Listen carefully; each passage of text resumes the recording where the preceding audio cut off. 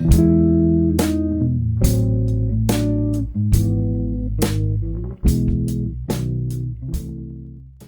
ora, I'm Erin J. Doyle. Welcome to my channel. I did something new with my thumbnails in NaNoWriMo. I started incorporating images in the backgrounds of my thumbnails which were somehow relevant to the content of the video. In some cases they were just kind of random pictures that I found somewhere online that vaguely linked in with what I was talking about, but in most cases they were pictures I had taken on the Camino and I sort of cropped out something and popped it in the background.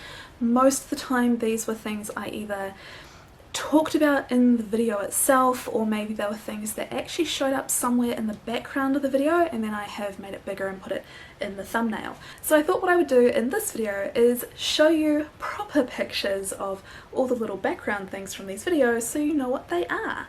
So starting off with NaNoWriMo day one, in the background there are lots of little bats. These are just bats that I found on the internet.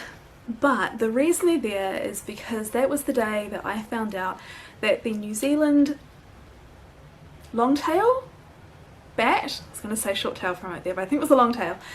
The longtail bat won the quite prestigious New Zealand Bird of the Year competition. It was the first year a mammal has ever been allowed to run and it was quite the big deal, so I acknowledged it in my thumbnail. Day two, a statue of an old woman. This statue appears at the gateway to a small park in a tiny village that I passed on the Camino, and this statue is described in my Camino story. On day three I have a picture of flan. In this video I think briefly, talk about flan, which is a common dessert that you have as part of the pilgrim meals that you can eat on the Camino itself. I think I talk about pilgrim meals in that video as well, so I shan't talk about them here.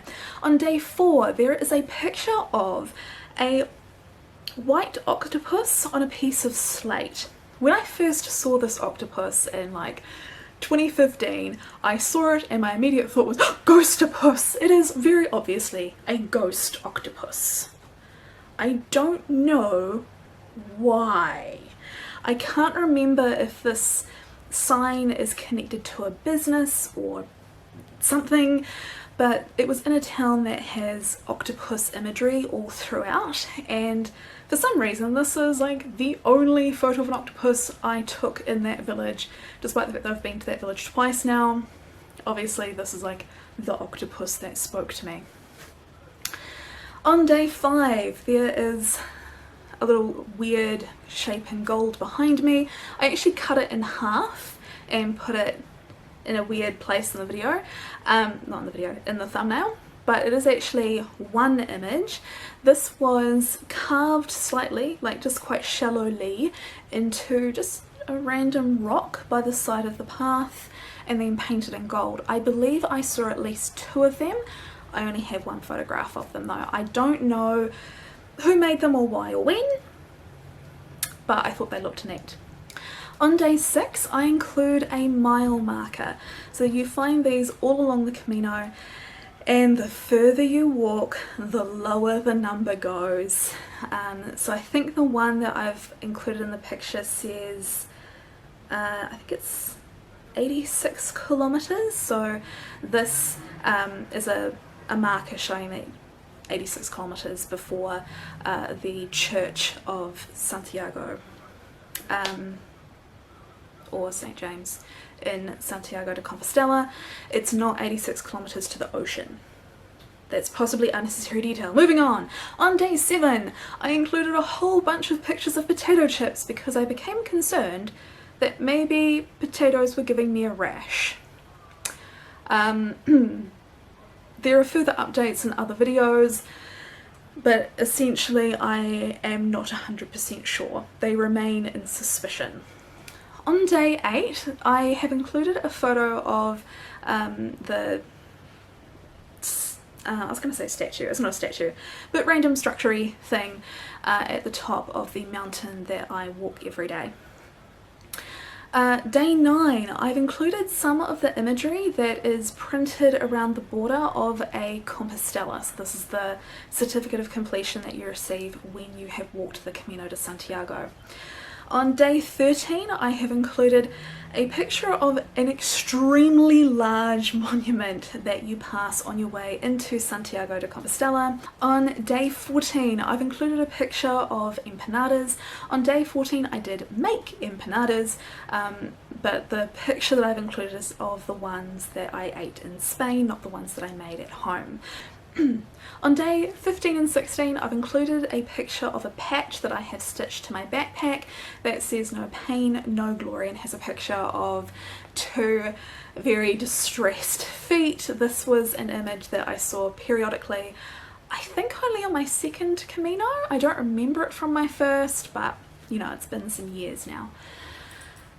On day 17, I got really badly sunburned, so I included a random picture of the sun that I found on the internet. On day 20, I have included a pair of statues which do appear to have been part of a larger structure, but today stand essentially alone with just a few patches of old tile connecting them.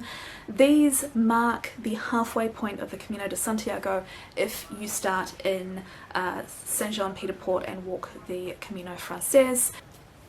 And then finally, I have included a picture of a car that looks like a train.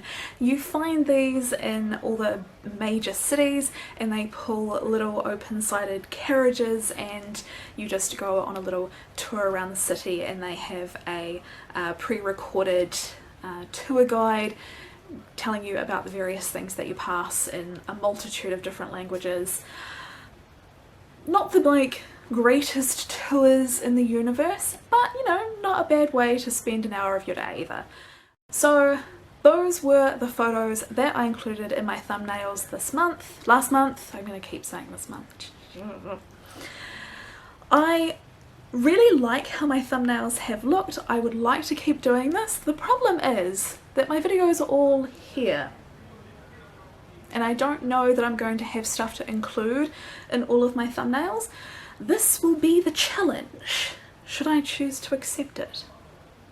Let me know down in the comments which photo was your favourite. If you enjoyed this video, don't forget to leave it a like, and if you're new around here, maybe consider hitting subscribe and ringing that bell so you can stay up to date, and I'll see you next time. Bye!